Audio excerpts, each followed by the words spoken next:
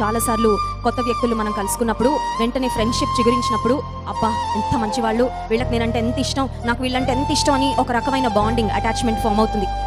But few months down the line, few years down the line, కొంతకాలం గడిచిన తర్వాత వాళ్ళ ప్రేమ కొన్నిసార్లు పలచనైపోతూ ఉంటుంది, మనకు వాళ్ళ మీద ప్రేమ పలచనైపోతుంటుంది.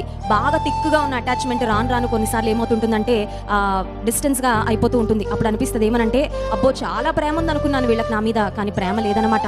నేను కూడా వీళ్ళని చాలా ప్రేమిస్తున్నాను అనుకున్నాను, కానీ ఎందుకో నా ప్రేమలో మార్పు వచ్చింది, నా మనసులో, నా ఆలోచనలో, నా వైఖరిలో మార్పు వచ్చింది అని మనకు అనిపించవచ్చు. నిజమే, ఈ లోక సంబంధంగా ఎవ్వరి ప్రేమలు కూడా ఒక స్ట్రైట్ లైన్గా, ఒక స్టాండర్డ్ లవ్ అనేది ఎక్కడా దొరకదు. అది ఒక భర్త దగ్గరైనా, భార్య దగ్గరైనా, తల్లిదండ్రుల దగ్గరైనా, ఒకవేళ నిన్ను ప్రేమించే ప్రాణ స్నేహితుల దగ్గరైనా, ఎవరి దగ్గరైనా సరే శాశ్వతమైన ఒక స్టాండర్డ్ లవ్, మారని ప్రేమ ఎవ్వరి దగ్గర మనకు దొరకదు. కానీ శాశ్వతమైన ప్రేమ నీకు నాకు దొరికే ఒకే ఒక ప్రదేశము, అది దేవుని సన్నిధిలో, దేవుని వద్ద మాత్రమే, యేసుక్రీస్తు ప్రభువారి వద్ద మాత్రమే